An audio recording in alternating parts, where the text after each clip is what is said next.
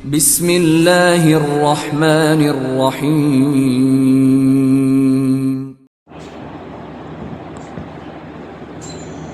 السلام عليكم ورحمة الله وبركاته. الحمد لله رب العالمين، والصلاة والسلام على أشرف المرسلين وعلى آله وصحبه وسلم. إن الحمد لله نحمده ونستعينه ونستغفره ونؤمن به ونتوكل عليه، ونعوذ بالله من شرور أنفسنا ومن سيئات أعمالنا. من يهده الله فلا مضل له ومن يضلله فلا هادي له، وأشهد أن لا إله إلا الله وحده لا شريك له، وأشهد أن محمدا عبده ورسوله. أما بعد، فيا أيها الناس أوصيكم عباد الله وإياي أولا بتقوى الله. قال الله تعالى: يا أيها الذين آمنوا اتقوا الله حق تقاته ولا تموتن إلا وأنتم مسلمون. وقال تعالى أيضا: يا أيها الناس اتقوا ربكم الذي خلقكم من نفس واحدة وخلق منها زوجها وبث منهما رجالا كثيرا ونساء، واتقوا الله الذي تساءلون به والأرحام إن الله كان عليكم رقيبا. وقال تعالى أيضا: يا أيها الذين آمنوا اتقوا الله وقولوا قولا سديدا يصلح لكم أعمالكم ويغفر لكم ذنوبكم، ومن يطع الله ورسوله فقد فاز فوزا عظيما. صدق الله العلي العظيم. قال نبينا صلى الله عليه وسلم: فإن الأصدق الحديث كتاب الله، وخير الهدي هدي محمد صلى الله عليه وسلم، وشر الأمور محدثاتها، وكل محدثة بدعة، وكل بدعة ضلالة، وكل ضلالة في النار. வார்த்தைகளில் சிறந்தது அல்லாஹுடைய வார்த்தை என்றும், வழிகாட்டுதல் சிறந்தது நபிகள் நாயகம் ஸல்லல்லாஹு அலைஹி வஸல்லம் அவர்களுடைய வழிகாட்டுதல் என்றும், காரியங்களில் மிக மிக கெட்டது மார்க்கத்தில் புதுமையை உண்டாக்குவது, ஒவ்வொரு புதுமையான காரியம் வழிகேடுகள் அனைத்தும் உங்களை நரகில் கொண்டு போய் சேர்க்கும் என்று நமது நபி ஸல்லல்லாஹு அலைஹி வஸல்லம் அவர்கள் தங்களுடைய ஒவ்வொரு சொற்பொழிவிலும் இந்த மனித சமுதாயத்திற்கு ஞாபகப்படுத்தியதை இந்த நல்ல சந்தர்ப்பத்தில் இங்கு ஒன்று கூடியிருக்கின்ற உங்களுடைய சிந்தனையிலும் ஆரம்பமாக இந்த நபிமொழியை ஞாபகப்படுத்தி எனது உரையை ஆரம்பம் செய்கிறேன். அல்ஹம்துலில்லாஹ். கண்ணியமானவர்களே, அல்லாஹு நல்லடியார்களே, அல்லாஹு தாலா தன்னுடைய ஏகத்துவ கலிமாவை எத்தி வைப்பதற்காக வேண்டி இந்த உலகத்தில் எண்ணற்ற நபிமார்களையும் ரசூல்மார்களையும் அனுப்பி வைத்தான். அவர்கள் அனைவர்களுமே அல்லாஹுடைய கட்டளையின்படி அவரவர்களுக்கு அனுப்பப்பட்ட சமுதாய மக்களிடத்தில் அல்லாஹுடைய ஏகத்துவ கலிமாவை எத்தி வைத்தார்கள். அத்தனை நபிமார்கள் மீதும் ரசூல்மார்கள் மீதும் இறுதியாக வந்த நமது நபி ஸல்லல்லாஹு அலைஹி வஸல்லம் அவர்களின் மீதும் அவர்களுக்கு இறங்கிய இறை செய்தியை கண்ணால் கண்டும் காதால் கேட்டும் அப்படியே ஈமான் கொண்ட உத்தம சத்திய சஹாபாக்கள் சஹாபி பெண்மணிகளின் மீதும் அவர்களுக்கு பின் வந்த தாபீன்கள் தபா தாபீன்கள் இமாம்கள் நல்லோர்களின் மீதும் குறிப்பாக இந்த ஜும்மாவில் அல்லாஹுவை பற்றியும் அவனுடைய தூதர் முஹம்மது நபி ஸல்லல்லாஹு அலைஹி வஸல்லம் அவர்களை பற்றியும் தெரிந்து கொள்வதற்காக வேண்டி இங்கு ஒன்று கூடியிருக்கின்ற உங்கள் மீதும் என் மீதும் உங்களது குடும்பத்தாரன் மீதும் எனது குடும்பத்தாரன் மீதும் அல்லாஹுடைய சாந்தியும் சமாதானமும் பொருத்தமும் மன்னிப்பும் இன்றும் என்றென்றும் உண்டாவதாக என்று கூறி எனது உரையை ஆரம்பம் செய்கிறேன். அல்ஹம்துலில்லாஹ். கண்ணியமானவர்களே, அல்லாஹ் நல்லடியார்களே, நாமெல்லாம் மகத்தான ஹஜ்ஜினுடைய மாதத்தில் வீற்றிருக்கின்றோம். துல்காயிதாவினுடைய மாதத்தில் நாமெல்லாம் இருந்து கொண்டிருக்கின்றோம். உலகம் முழுவதும் இருக்கக்கூடிய ஹாஜிகள் தங்களுடைய ஹஜ்ஜை நிறைவேற்றுவதற்காக வேண்டி ஹஜ்ஜி பயணத்திற்காக வேண்டி பயணப்பட்டு கொண்டு இருக்கின்றார்கள். இந்தியாவிலிருந்து மாத்திரம் இந்த வருடம் 1,75,000 ஹாஜிகள் தங்களுடைய ஹஜ்ஜை நிறைவேற்றுவதற்காக வேண்டி பயணப்பட்டு கொண்டு இருக்கிறார்கள். அதில் ஹஜ்ஜி கமிட்டியின் மூலமாக மாத்திரம் 1,22,000 ஹாஜிகள் பயணப்பட இருக்கிறார்கள்.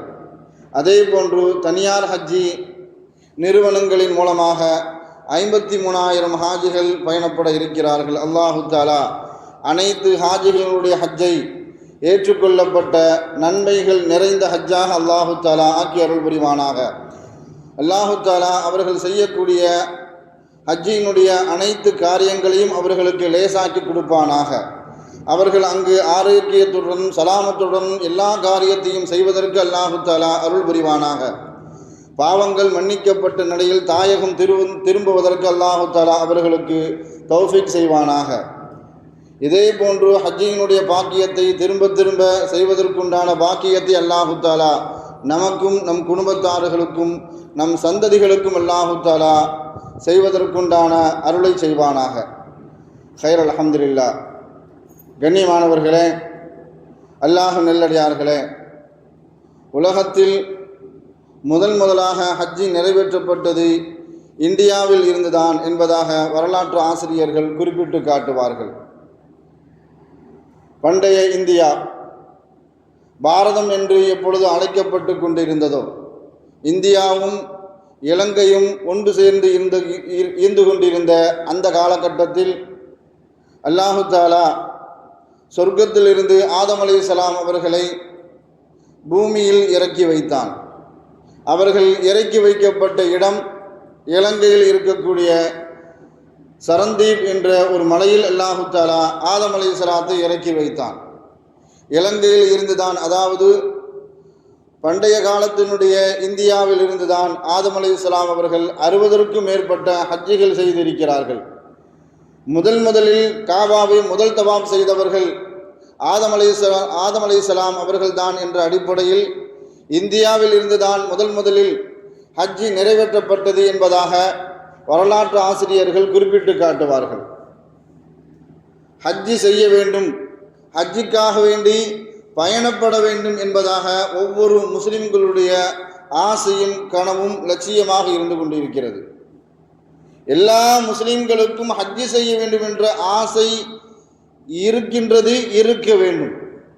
ஏனென்றால் இமாம் கஸ்ஸாலி ரஹ்மத்துல்லாஹி அலைஹி அவர்கள் குறிப்பிட்டு காட்டுவார்கள், யாருடைய உள்ளத்தில் ஹஜ்ஜி செய்ய வேண்டும் என்ற ஆசை இல்லையோ அவர்களுடைய ஈமான் சந்தேகத்திற்குரியது, சோதனைக்குரிய ஈமான் என்பதாக இமாம் கஸ்ஸாலி ரஹ்மத்துல்லாஹி அலைஹி அவர்கள் குறிப்பிட்டு காட்டுவார்கள்.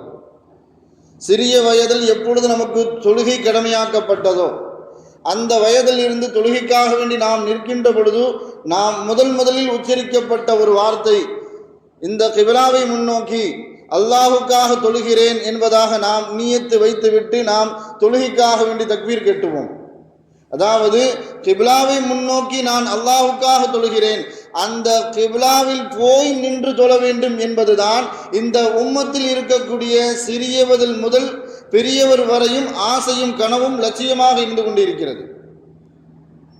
ஒருவருடைய ஆசை நாம் இந்த கிபிலாவை என்ற அந்த வார்த்தையை நம்மளுடைய வாழ்க்கையில் எந்த பகுதிகளில் எந்த சந்தர்ப்பத்தில் எல்லாம் நாம் உபயோகப்படுத்தி கொண்டு இருக்கிறோம் என்பதை நாம் சிந்தித்து பார்க்க வேண்டும். தொழுகைக்காக வேண்டி நிற்கும் பொழுது கிபிலாவை முன்னோக்கி, ஒரு நற்காரியத்தை செய்வதாக இருந்தால் கிபிலாவை முன்னோக்கி, துஆ கேட்பதாக இருந்தால் கிபிலாவை முன்னோக்கி, நம்முடைய குர்பானியின் பிராணியை அறுப்பதாக இருந்தால் அந்த பிராணியை கிபிலாவை முன்னோக்கி வைத்துவிட்டு நாம் அறுக்க ஆரம்பிக்கின்றோம். அதே போன்று ஒரு மையத்தை கபருக்குழியில் இறக்கி வைத்து அதனுடைய முகத்தை கிபிலாவை முன்னோக்கி வைக்கின்றோம். நாம் இரவிலோ பகலிலோ தூங்குவதாக இருந்தால் படுப்பதாக இருந்தால் கிபிலாவை முன்னோக்கி நம்மளுடைய முகத்தை வைத்து படுக்கின்றோம். அதே போன்று ஒது செய்வதாக இருந்தாலும் கிபிலாவை முன்னோக்கி நாம் ஒது செய்கின்றோம். இப்படி நம்மளுடைய காலகட்டத்தில் நம்மளுடைய வாழ்நாளில் பல கட்டங்களில் பல சந்தர்ப்பங்களில் நாம் கிபிலாவை முன்னோக்கி என்ற அந்த வார்த்தையை அந்த இடத்தை முன்னோக்கித்தான் நம்மளுடைய நற்காரியங்கள் அனைத்தையும் செய்து வருகிறோம். அந்த கிபிலாவிலேயே போய் நின்று தொழக்கூடிய ஒரு பாக்கியத்தை அல்லாஹு தஆலா ஒரு மனிதனுக்கு கொடுக்கின்றான் என்றால் அது எவ்வளவு பெரிய பாக்கியம் என்பதை நாம் உணர வேண்டும். எங்கட காசு இல்லையே, எங்கட பணம் இல்லையே, நான் எப்படி ஹஜ்ஜி செய்ய முடியும் என்பதாக யாருமே வருத்தப்பட தேவையில்லை. என்றால் காசு பணம் முக்கியமல்ல, முதல்ல ஆசை வைக்க வேண்டும். நான் ஹஜ்ஜி செய்ய வேண்டும், யா அல்லாஹ் எனக்கு ஹஜ்ஜின் பக்கம் அழைத்து செல், காபாவில் தொழக்கூடிய பாக்கியத்தை தா என்பதாக நாம் ஒவ்வொரு தொழுகையிலும் நமக்காக வேண்டி நம்மளுடைய ஹஜ்ஜி பயணத்திற்காக வேண்டி துஆ செய்கிறோம் என்றால் அங்கு அழைத்து செல்லக்கூடிய பொறுப்பை அல்லாஹு தஆலா எடுத்துக்கொள்வான். நம்ம வாழ்க்கையில் பல பேரை நம்ம பார்ப்போம், பல சந்தர்ப்பங்களில் பல ஏழை மக்களை நாம் பார்த்திருப்போம். இவரெல்லாம் ஹஜ்ஜி செய்வாராம், இவருக்கெல்லாம் அல்லாஹு தஆலா அந்த பாக்கியத்தை கொடுப்பானா என்பதாக நாம் நினைத்து கொண்டு இருப்போம். ஆனால் அவர் ஹஜ்ஜி செஞ்சுட்டு வந்துடுவார். பெரிய அளவுக்கு பொருளாதார வசதியெல்லாம் இருக்காது, பெரிய அளவுக்கு பணக்காரராக இருக்க மாட்டார். ஆனால் அவர் ஹஜ்ஜி செய்துவிட்டு முடித்து விட்டு வந்திருப்பார். ஆனால் சிலரை பார்க்க முடியும், நம் சமூகத்தில் உள்ள சில பணக்காரர்களை, சில செல்வந்தர்களை, இவரெல்லாம் பல ஹஜ்ஜி செய்யக்கூடிய அளவுக்கு அல்லாஹு தஆலா பாக்கியத்தை கொடுத்திருக்கிறான் என்று நினைக்கின்ற சமயத்தில் ஒரு ஹஜ்ஜி கூட செய்திருக்க மாட்டார். ஏன்னு சொன்னா, ஹஜ்ஜி செய்ய வேண்டும் என்றால் ஆசையும் துவாவும் யாரிடத்தில் இருக்குமோ அவர்களைத்தான் அல்லாஹு தஆலா தன்னின் பக்கம் அழைப்பான். விட்டுட்டு போனா வியாபாரம் போயிருமே, என்னுடைய கஸ்டமர் போயிருவாங்களே என்று யார் உலகத்திற்காக வேண்டி தன்னுடைய ஹஜ்ஜை தாமதப்படுத்துவார்களோ, தன்னுடைய ஹஜ்ஜை தள்ளி போடுவார்களோ, அவர்களுக்கு அல்லாஹ்வையும் அல்லாஹுடைய காபத்துல்லாவையும் சந்திப்பதற்கு யார் தாமதப்படுத்துவார்களோ அல்லாஹு தஆலா அவர்களை அழைப்பதே இல்லை. ஆனால் இவரெல்லாம் ஹஜ்ஜி செய்வாரா என்று நினைக்கக்கூடிய அளவுக்கு சிலரை பார்த்திருப்போம். அவரை அல்லாஹு தஆலா ஹஜ்ஜிக்கு அழைத்து வந்திருப்பான். இன்னும் சொல்ல போனா, கிட்டத்தட்ட 850 ஆண்டு காலம் இந்த இந்தியாவை ஆண்ட முகலாய மன்னர்கள் பலர் ஹஜ்ஜி செய்யல. இறைநேசர்கள் என்று குறிப்பிடப்பட்ட அவுரங்கசீப் ரஹ்மத்துல்லாஹ் அவரும் கூட ஹஜ்ஜி செய்யவில்லை. வரலாற்று குறிப்பு. ஏன்னு சொன்னா, அவர்கள் எல்லாம் ஹஜ்ஜி செய்யலாம் செய்யலாம் என்று நினைத்து கொண்டிருந்தவர்கள் கடைசி வரைக்கும் கபறுகுழி போகிற வரைக்கும் ஹஜ்ஜி செய்யக்கூடிய வாய்ப்பை அவர்கள் பெறவில்லை. ஆனால் சில பேருக்கு அல்லாஹு தஆலா அந்த வாய்ப்பை கொடுப்பான். ஏன்னா இன்றைய காலகட்டத்தில் ஹஜ்ஜி பயணம் என்பது அல்லாஹு தஆலா அந்த பயணத்தை எந்த அளவுக்கு லேசாக்கிட்டான்னு சொன்னா, இந்தியாவில் இருக்கக்கூடிய எந்த விமான நிலையத்தில் இருந்து நாம் விமானத்தின் மூலமாக சென்றாலும் கிட்டத்தட்ட 5 மணிக்கு உள்ளாக 5 மணி நேரம் 5 மணி நேரத்திற்குள்ளாக நாம் சவுதி அரேபியாவினுடைய ஏதாவது ஏர்போர்ட்டில் போய் விமான நிலையத்தில் கூடிய இறங்குற அளவுக்கு அல்லாஹு தஆலா இந்த பயணத்தை அல்லாஹு தஆலா லேசாக்கிட்டான். ஆனால் முந்தைய காலகட்டத்தில் விமான வசதியெல்லாம் இல்லாத காலகட்டத்தில் கப்பலில் ஹஜ்ஜிக்கு போனவர்களுடைய வரலாற்றை எடுத்து பார்த்தா நமக்கெல்லாம் தெரியும் எந்த அளவுக்கு அவர்கள் சிரமப்பட்டார்கள், எந்த அளவுக்கு சிரமப்பட்டு அந்த ஹஜ்ஜியினுடைய கடமையை நிறைவேற்றினார்கள் என்று பார்க்கும் பொழுது, நம்மளுடைய அவர் வரலாற்றை கேட்கும் பொழுது, இன்றைய காலகட்டத்தில் எங்கே இருந்தாலும் யாரையும் தொடர்பு கொள்ள முடியும். அந்த அளவுக்கு அல்லாஹு தஆலா இணையதள வசதியையும் அதே மாதிரி எல்லா விதமான தொழில்நுட்பத்தையும் அல்லாஹு தஆலா வளர்த்திருக்கிறார். எங்கே இருந்தாலும் எந்த மூலையில் இருந்தாலும் யாரையும் தொடர்பு கொள்ள முடியும். அன்றைய காலகட்டத்தில் விமான வசதி இல்லாமல் தொலைத்தொடர்பு இல்லாத அந்த காலகட்டத்தில் ஒருவர் ஹஜ்ஜிக்கு போவதாக இருந்தால் கிட்டத்தட்ட 4 மாதத்திற்கு முன்பாகவே கப்பலின் மூலமாக ஹஜ்ஜி செய்யக்கூடியவர்கள் அந்த அளவுக்கு சிரமப்பட்டு ஹஜ்ஜி செய்தார்கள். மௌத்தாகிட்டா கூட, செல்லக்கூடிய ஹாஜி மௌத்தாகிட்டா கூட அவருக்கு கபூர் அந்த கடலும் கடல் வாழக்கூடிய உயிரினங்களும் தான் அவர்களுடைய கபூராக இருக்கும். அவர் கூட போனவங்க வந்து தகவல் சொன்னாதான் தெரியும், எங்க வாப்பா இறந்து போயிட்டாரு, எங்க அம்மா இறந்து போயிட்டாங்க என்ற செய்தி அவர்கள் யார் ஹஜ்ஜிக்கு போனார்களோ அவர்கள் வந்து திரும்ப சொல்கின்ற வரைக்கும் நல்ல செய்தியோ கெட்ட செய்தியோ எதுவுமே தெரியாத அளவுக்கு அன்றைய காலகட்டத்தினுடைய ஹஜ்ஜி பயணம் மிகுந்த சிரமத்திற்குள்ளாக இருந்தது. ஆனால் இன்றைய காலகட்டத்தில் அல்லாஹு தஆலா ஹஜ்ஜி பயணத்தை அந்த அளவுக்கு லேசாக்கிட்டான். ஆனால் அன்றைய காலகட்டத்தை பொறுத்த வரைக்கும் கப்பலின் மூலமாக ஹஜ்ஜி செய்தவர்களுடைய ஹஜ்ஜி கமிட்டி கிட்டத்தட்ட மும்பையில் இருந்தது. அந்த மும்பையில் ஹஜ்ஜி கமிட்டிக்கு எதிராக ஒரு சலூன் கடை இருந்துச்சு. அந்த சலூன் கடையில் பெரும்பாலாக ஹாஜிகள் போய் தான் அங்கே மொட்டை அடிப்பாங்க அல்லது தன்னுடைய தாடி முடியை சரி செய்து கொள்வார்கள். அப்படி சரி செய்த ஒரு ஹாஜி அந்த முடி திருத்தக்கூடிய அந்த நாவிதர் இடத்துல கேட்குறாரு, அல்லாஹு தஆலா உங்களுக்கு ஒரு சிறந்த பாக்கியத்தை கொடுத்துருக்கிறான், உங்களுக்கு அல்லாஹு தஆலா அதிகமான நன்மைகளை தருவான். ஏன்னா பெரும்பாலும் நீங்கள் முடித்திருத்துவது ஆஜிகளுக்கு மாத்திரம்தான் நீங்கள் அதிகமான அளவுக்கு மொட்டடிக்கிறீங்க, அவர்களுடைய தாடியை நீங்கள் சரி செய்து விடுகிறீர்கள், நீங்கள் சாதாரணமான மக்களுக்கு நீங்கள் முடித்திருத்துவதில்லை, ஆஜிகளுக்குத்தான் பெரும்பாலான அளவில் நீங்கள் முடித்திருத்துகிறீர்கள், அதனால் உங்களுக்கு அல்லாஹு தஆலா நிறைய நன்மைகளை கொடுப்பான் என்பதாக ஒரு ஹாஜி அவர்களிடத்தில் சொல்லி கொண்டிருந்த அந்த நேரத்தில் அந்த ஹாஜி இடத்துல அந்த முடி திருத்தக்கூடிய அந்த நாவிதர் சொன்னார், எனக்கும் ஹஜ்ஜி செய்யணும்னு ஆசையாக இருக்குது, ஆனால் என்னுடைய வேலை, என்னுடைய பொருளாதாரம், நான் சம்பாதிக்கின்ற இந்த சம்பாத்தியம் எனக்கும் என் குடும்பத்தாருக்கும் அன்ற அளவே செலவாகி விடுகிறது, பெரிய அளவுக்கு சேமித்து வைக்கக்கூடிய வாய்ப்பு இல்லை.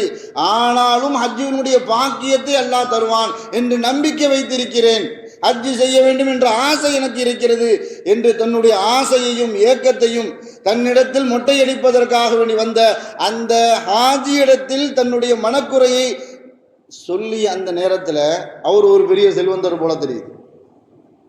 அந்த காலகட்டத்தில் இந்த அளவுக்கு பெரிய விசா ப்ராசஸ் எல்லாம் கிடையாது. போனார், ஒரு டோக்கன் மாதிரி ஒரு ரசீது கொண்டு வந்து கொடுத்து தங்கூட என்ன செஞ்சிட்டாரு, ஹஜ்ஜுக்கு அந்த நாவிதரை ஹஜ்ஜுக்கு அழைத்து சென்று விட்டார்.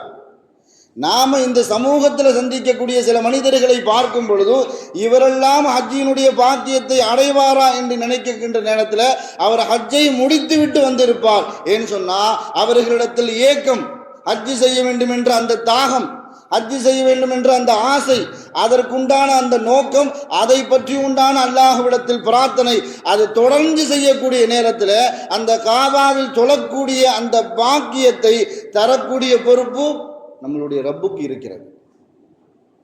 சின்ன பிள்ளைங்களை நமக்கு சொல்லி தந்திருப்பாங்க, இஸ்லாத்தினுடைய கடமையை சொல்லுங்க என்று சொன்னால் கலிமா, தொழுக, நோம்பு, ஜக்காத்து, ஹஜ்ஜி என்பதாக நம்மளுடைய சின்ன வயதில் நம்மளுடைய மதரசாக்களில் சொல்லி தந்திருப்பார்கள். ஆனால் நாம் நினைப்பதை போல ஹஜ்ஜி என்பது கடைசியாக நிறைவேற்றக்கூடிய கடமை அல்ல. கடமையாக்கப்பட்டதில் ஹஜ்ஜி கடைசி கடமை. ஆனால் நிறைவேற்ற வேண்டிய பொறுப்புகளில் ஹஜ்ஜி என்பது கடைசியாக நிறைவேற்ற வேண்டிய கடமை அல்ல. அதே போன்று வயதான காலத்திலும் இயலாமையிலும் நிறைவேற்ற வேண்டிய கடமை அல்ல ஹஜ்ஜி. ஹஜ்ஜி என்பது இளமையிலும் வசதி வாய்ப்பும் கூடி வரும் பொழுது அவசரமாக நிறைவேற்ற வேண்டிய கடமை என்பது மார்க்கம் நமக்கு போதித்து தரும். சில பேர் குதர்க்கமாக கேள்வி கேட்பாங்க, ஸல்லல்லாஹு அலைஹி வஸல்லம் அவர்களே 63 வயசுல தானே ஹஜ்ஜி செஞ்சாங்க, நாம ஏன் வாலிபத்திலேயே ஹஜ்ஜி செய்ய வேண்டும் என்பதாக. அல்லாஹு தஆலா கடமையாக்கப்பட்ட வரிசையில் ஹஜ்ஜி என்பது கடைசி.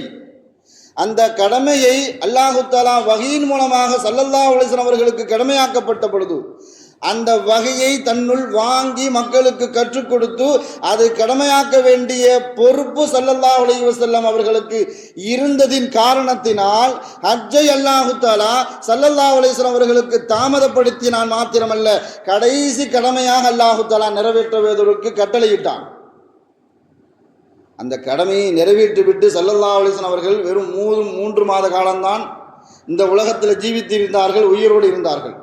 3 மாதத்திற்கு பிறகு ஹஜ்ஜை நிறைவேற்றும் 3வது மாதத்தில் ரபியுல் அவ்வலில் ஸல்லல்லாஹு அலைஹி வஸல்லம் அவர்கள் இந்த உலகத்தை விட்டும் பிரிந்து விட்டார்கள். அதனால தான் ஹஜ்ஜை எந்த காரணத்திற்காக வேண்டியும் தாமதப்படுத்துவதோ தள்ளி போடுவதோ கூடாது என்பது மார்க்கம் நமக்கு வலியுறுத்துகிறது. நான் வீடு கட்ட வேண்டி இருக்குது, அதனால் ஹஜ்ஜை தள்ளி போடுறேன். என் மகளுடைய காரியம் முடியட்டும், அதனால் நான் ஹஜ்ஜை தள்ளி போடுறேன். என்னுடைய மகனுடைய படிப்பு முடிய வேண்டும், அதற்காக வேண்டி நான் என்னுடைய ஹஜ்ஜை தள்ளி போடுறேன். வியாபாரத்தினுடைய சீசனாக இருக்குது, அதனால் நான் என்னுடைய ஹஜ்ஜை தள்ளி போடுறேன். இப்படி எந்த காரணத்திற்காக வேண்டியும் உலகத்தினுடைய எந்த காரணத்தை சொல்லாலும் மார்க்கம் அதை ஏற்றுக்கொள்ளாது. ஸல்லல்லாஹு அலைஹி வஸல்லம் அவர்களும் அப்படிப்பட்ட வழிகாட்டுதல் நமக்கு தரவும் இல்லை. அதே போன்று ஹஜ்ஜினுடைய கிழமையில் சீனியாரிட்டிலாம் கிடையாது. சில பேர்கிட்ட நீங்கள் ஹஜ்ஜினுடைய வாய்ப்பு வந்துடுச்சு செய்ய வேண்டியதானே அப்படின்னு கேட்டால், என் வாப்பை இன்னும் என்ன செய்யலை, ஹஜ்ஜி செய்யலை, என் வாப்புக்கு பின்னாடி நான் செய்யலான்னு பார்க்குறேன், என் பெரிய அண்ணன் இன்னும் ஹஜ்ஜி செய்யலை, என் சின்ன அண்ணன் இன்னும் ஹஜ்ஜி செய்யலை, அவர்கள்லாம் செய்த பிறகு நான் ஹஜ்ஜி செய்யலாம் என்று நான் பார்க்கிறேன் என்பதாக சிலர் நம்மிடத்தில் கூறுவார்கள். ஆனால் ஹஜ்ஜினுடைய கடமையை பொறுத்த வரைக்கும் நமக்கு ஹஜ்ஜி கடமையாகிவிட்டால், அதற்குண்டான சந்தர்ப்பமும் பொருளாதாரமும் நமக்கு கிடைத்து விட்டால் ஹஜ்ஜை அவசரமாக நிறைவேற்ற சொல்லித்தான் மார்க்கம் நமக்கு வலியுறுத்துகிறது. ஏன்னு சொன்னால் மௌத்து நமக்கு ஆர்டர்படி வரவே செய்யாது. என் வாப்பு நிறைவேற்றத்துக்கு அப்புறம் நான் ஹஜ்ஜை நிறைவேற்றினு சொல்லக்கூடிய அளவுக்கு வாப்புக்கு அப்புறம் தான் இவருக்கு மௌத்து வருமானு கேட்டால் இல்லை, பெரிய அண்ணனுக்கு பிறகுதான் இவருக்கு மௌத்து வருமானா இல்லை. அல்லாஹு தஆலா சில சமயம் அக்கௌண்ட்டை கீழே இருந்து ஆரம்பிச்சு விடுவான். வாப்புக்கு வாப்ப உயிரோடு இருப்பார், தம்பியினுடைய கடைசி தம்பி அல்லாஹு தஆலா ரூஹை கைப்பற்றிடுவான். அந்த தன்னுடைய பேரனை கபருக்குழியில் வச்சுட்டு அப்பா என்ன செய்வார், தெம்பா வருவார். இப்படி மௌத்துல எப்படி அல்லாஹு தஆலா சீனியாரிட்டி பார்ப்பதில்லையோ அதே போன்று ஹஜ்ஜினுடைய கடமையில யாருக்கும் சீனியாரிட்டி கிடையாது. அவர் தான் முதல்ல செய்யணும், நான் தான் இரண்டாவது செய்ய வேண்டும் என்ற கடமையெல்லாம் இல்லை. நமக்கு கடமையாகிவிட்டால், நமக்கு வசதி வாய்ப்பு வந்துவிட்டால் ஹஜ்ஜை உடனடியாக அவசரமாக நிறைவேற்ற சொல்லித்தான் மார்க்கம் நமக்கு வலியுறுத்துகிறது என்பதை நாம் உணர வேண்டும். உலமாக்கள் கற்றுத்தருவார்கள், ஹஜ்ஜையெல்லாம் நிறைவேற்றிவிட்டு கடைசி தவாஃபு விதா ஹாஜிகள்லாம் செய்வாங்க. அந்த நேரத்தில் ஹாஜிகள் எல்லாம் ஒரு துவா கேட்பாங்க, யா அல்லாஹ் இங்கு வருவதையோ இங்கு தவாம் செய்வதையோ எனக்கு கடைசி முறையாக ஆக்கிவிடாதே, எனக்கு திரும்ப திரும்ப இங்கு வரக்கூடிய பாக்கியத்தையும் திரும்ப திரும்ப வந்து இங்கு தவாம் செய்யக்கூடிய பாக்கியத்தையும் எனக்கு தா என்பதாக கேட்க வேண்டும் என்று மார்க்க அறிஞர்கள் நமக்கு அழகான முறையில் கற்றுத் தருவார்கள். இமாம் சுஃபியான் சௌரி ரஹ்மத்துல்லா பல ஹஜ்ஜிகள் செய்திருக்கிறார்கள். தங்களுடைய வயதான காலகட்டத்தில் தள்ளாடக்கூடிய வயசுல அல்லாஹ்விடத்தில் தவாஃபுல் விதா முடித்துவிட்டு வரக்கூடிய நேரத்தில் காபாவை பார்த்து அல்லாஹ்விடத்தில் இப்படி துவா செய்தார்கள், அல்லாஹும்ம லா தஜஅல் ஆகிர ஹாத ஸஃபர அஹதம் பில் பைத்.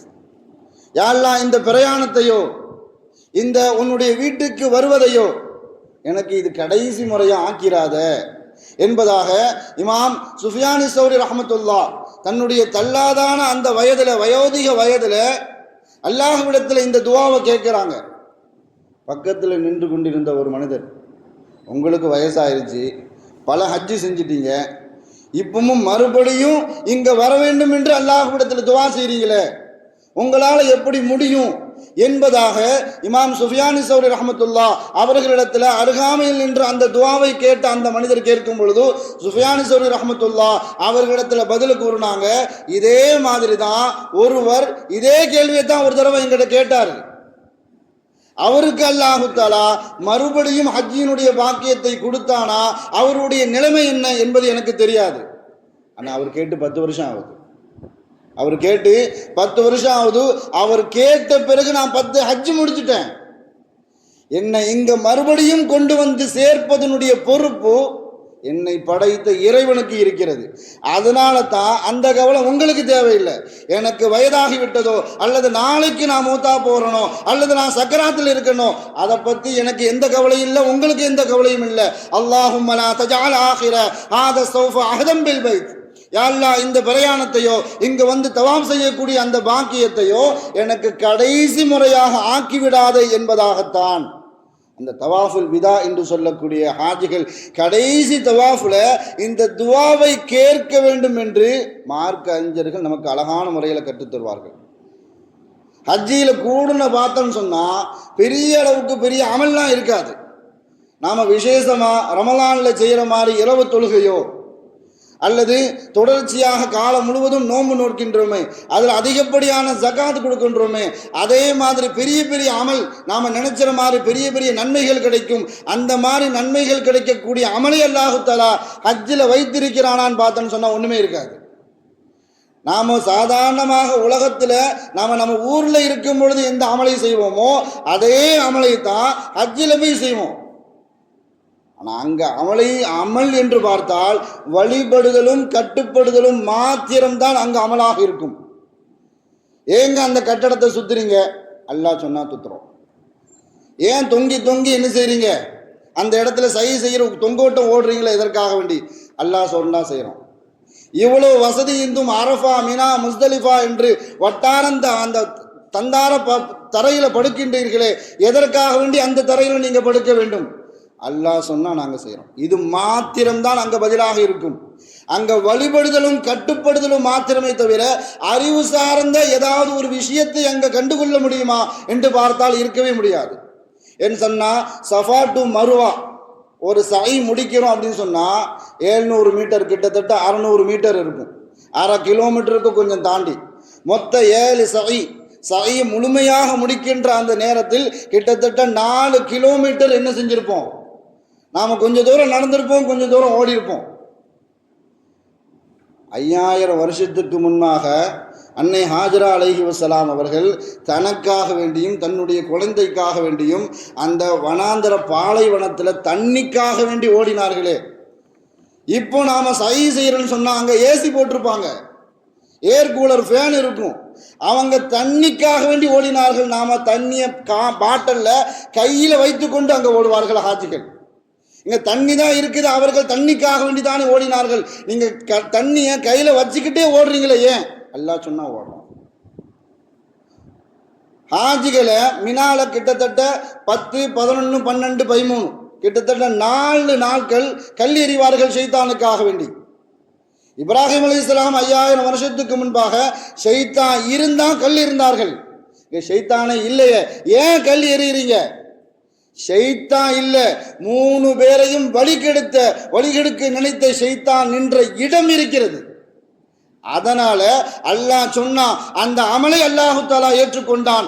அதன் காரணத்தினால் ஷைத்தானை போன்ற மிகப்பெரிய ஒரு கட்டிடம் இருக்கிறது. அது அவன் நின்ற இடத்திற்காக வேண்டி, அடையாளத்திற்காக வேண்டி கட்டப்பட்ட இடம். அதை நோக்கி நான் கல் எறிய வேண்டும் என்பது மார்க்கத்தினுடைய எனக்கு கட்டளை. இது மாத்திரம்தான் அங்கு பதிலாக இருக்க முடியும்.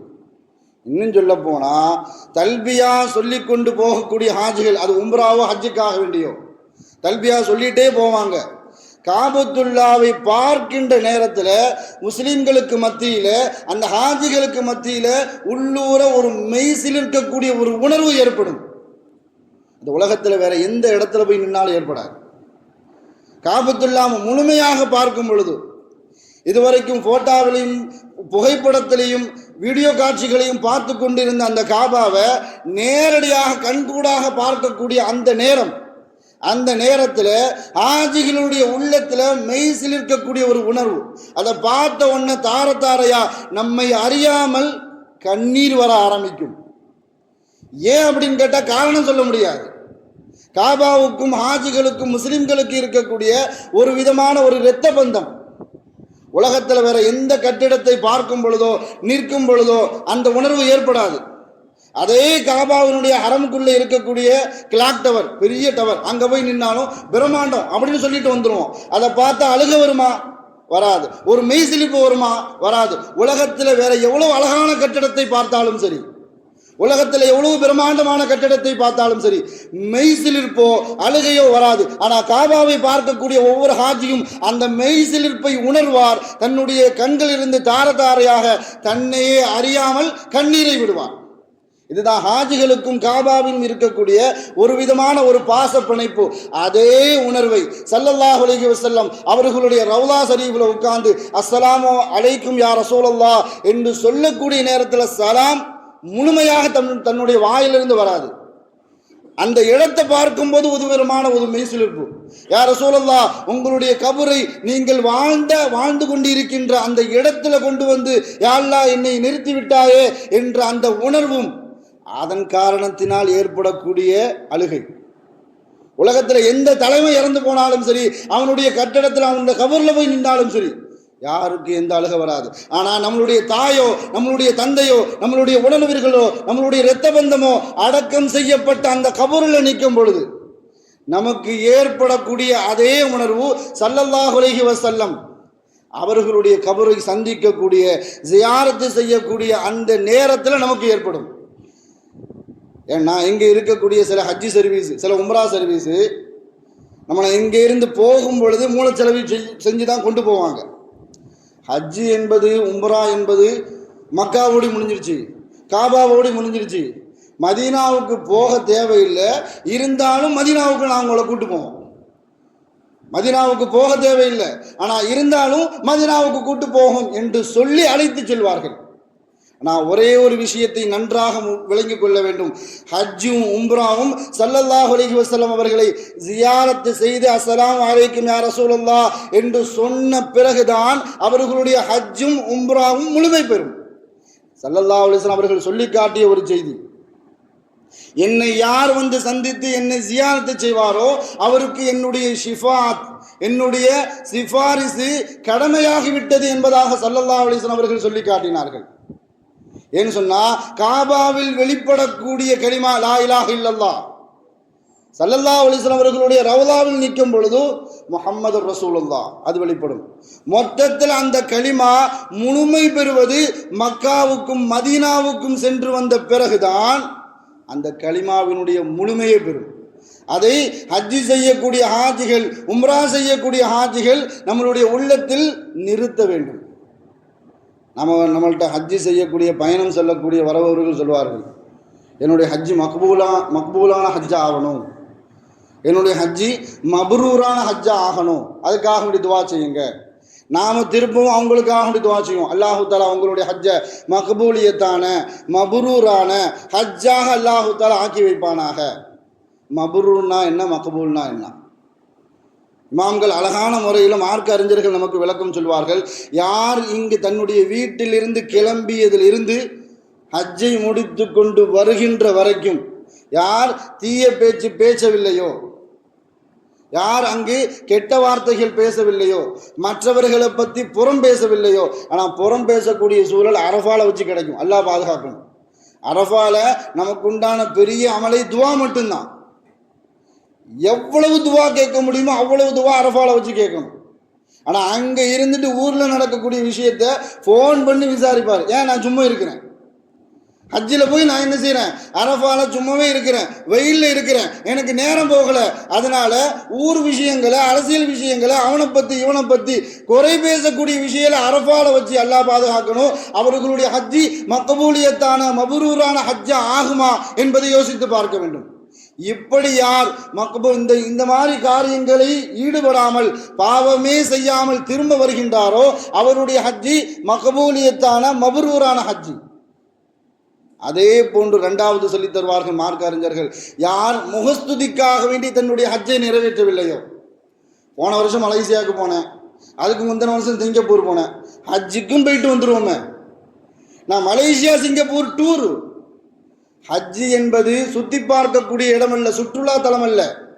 அங்க சுத்தி பார்க்க போற மாதிரி மக்காவும் எப்படி இருக்குது, ஹஜ்ஜும் எப்படி இருக்குது, அதை பார்ப்பதற்காக வேண்டி நான் என்ன ஹஜ்ஜுடைய நிறைவேற்ற போறேன். அல்லாஹ் பாதுகாக்கணும். இது ஹஜ்ஜே கிடையாது. அவர்லாம் ஹஜ்ஜி செஞ்சுட்டாரு, நான் ஹஜ்ஜி செய்யாட்டா என் தெருக்காரன் என் குடும்பத்துக்காரன் ஏன்பா நீ ஹஜ்ஜி செய்யல அப்படின்னு கேட்டக்கூடாது. அதற்காக வேண்டி என்னுடைய ஹஜ்ஜி. இப்படி யார் முகஸ்துதிக்காக வேண்டி ஹஜ்ஜி செய்வாரோ அவருடைய ஹஜ்ஜி இப்படி அமையவில்லை என்றால் அவருடைய ஹஜ்ஜி மக்பூலியத், அவருடைய ஹஜ்ஜி மப்ரூர். அதே போன்று தன்னுடைய ஹஜ்ஜி பயணம் ஹஜ்ஜி நிறைவேற்றுதலில் ஹலாலான சம்பாத்தியம் மாத்திரம் யாருக்கு இருக்குமோ, கடன் வாங்கியோ வட்டிக்கு வாங்கியோ குழுவில் எடுத்தோ இப்படி பலவிதமான ஹராமான சம்பாத்தியத்தை கொண்டு ஒருவர் ஹஜ்ஜி நிறைவேற்றாமல் இருந்தால் அவருடைய ஹஜ்ஜி மக்பூலியத் மப்ரூரியத். அதே போன்று ஹஜ்ஜை முடித்து விட்டு வந்து ஊரில் வந்ததுக்கு அப்புறம் அந்த ஹஜ்ஜும் உம்ராவும் அவர்களுடைய வாழ்க்கை தரத்தை மாற்றி இருக்க வேண்டும். மார்க்க சம்பந்தமான விஷயத்தில் ஹஜ்ஜுக்கு போயிட்டு வந்தார், அல்ஹம்துலில்லாஹ் தாடி வச்சுட்டாரு. ஹஜ்ஜுக்கு போயிட்டு வந்தார், முதல் சஃப் அவர் விடுறதே இல்லை.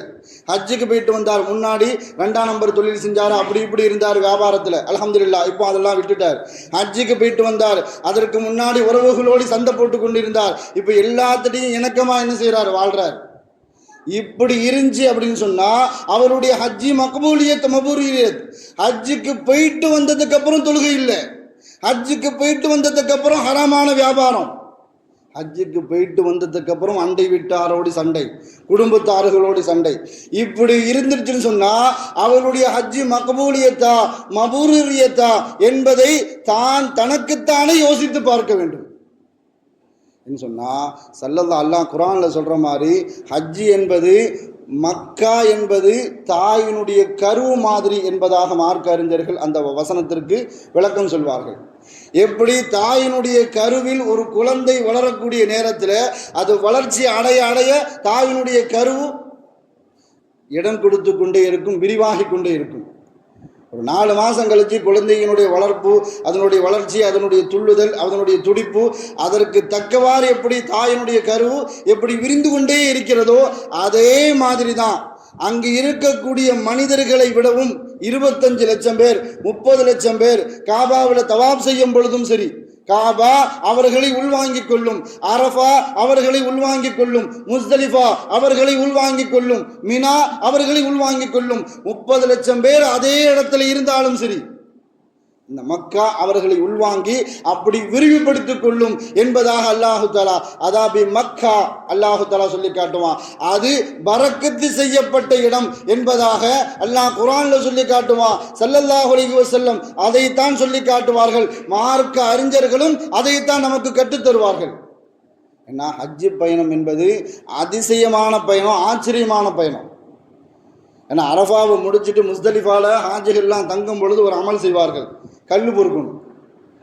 கல் பொறுக்கி 10வது 11வது என்ன செய்யணும், கல் ஷைத்தானுக்கு ஜமரத்தில் போய் கல் எறியணும்.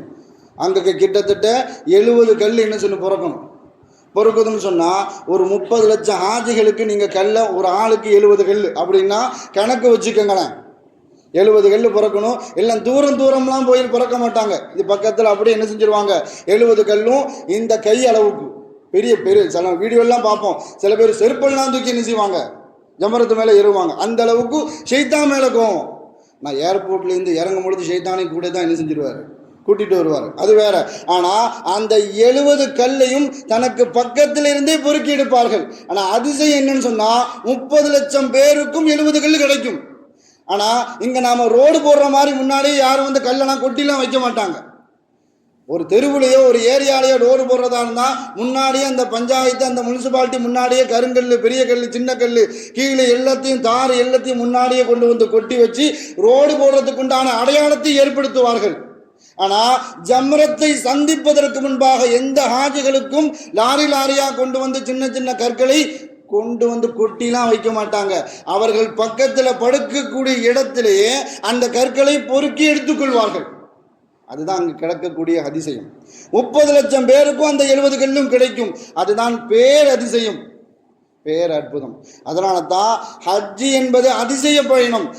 அந்த பயணத்தை யாரெல்லாம் எனக்கு வசதி இல்லையே, வசதி வாய்ப்பு இல்லையே என்று யாரும் கவலைப்பட வேண்டாம். அல்லாஹ்விடத்தில் நாம் கேட்கின்ற பொழுது, யா அல்லாஹ் காபாவில் தொழக்கூடிய பாக்கியத்தை தா, அரஃபாவில் தொழக்கூடிய பாக்கியத்தை தா, முஸ்தலிஃபாவில் தங்கக்கூடிய வாய்ப்பை தா, மினாவில் கல்லெறியக்கூடிய வாய்ப்பை எனக்கு தா, ஹஜ்ஜினுடைய பாக்கியத்தை தா என்று யார் தன்னுடைய ஒவ்வொரு தொழுகையிலும் கேட்பார்களோ அங்கு கொண்டு நிறுத்தக்கூடிய பொறுப்பை நம்மை படைத்த ரப்புல் ஆலமீன் அவன் எடுத்துக்கொள்வான் என்பதுதான் மார்க்கம் நமக்கு தீர்வாக நமக்கு தருகிறது. அல்லாஹு தஆலா நமக்கும் நம் குடும்பத்தார்களுக்கும் நம் சந்ததிகளுக்கும் ஹஜ்ஜை மீண்டும் மீண்டும் செய்யக்கூடிய வாய்ப்பை அல்லாஹு தஆலா நமக்கெல்லாம் தந்தருள் புரிவானாக. வாழும் காலமெல்லாம் மருத்துவமனை கஷ்டங்கள், அதன் செலவுகள், சிரமங்கள் அனைத்தை விட்டும் அல்லாஹு தஆலா நம்மை பரிபூர்ணமாக பாதுகாப்பானாக. வாழும் காலமெல்லாம் நோய் நொடிகள் இல்லாமல் உடல் ஆரோக்கியத்தோடு மன நிறைவோடு இன்பத்தோடு அல்லாஹ்வை நின்று வணங்கி வழிபட்டும் வாழும் நசீபை எல்லாம் அல்லாஹ் உங்களுக்கும் எனக்கும் நம்மை ஈண்டெடுத்த தாய் தந்தையர்களுக்கும் நம் மனைவி மக்கள் உற்றார் உறவினர் யாவருக்கும் கொடுத்தருள் புரிவானாக என்று கூறி எனது வார்த்தையை நிவர்த்தி செய்கிறேன். வ ஆகிரு தாவானா அனில் ஹம்துலில்லாஹி ரப்பில் ஆலமீன். அஸ்ஸலாமு அலைக்கும் வரஹ்மத்துல்லாஹி வபரகாத்துஹு.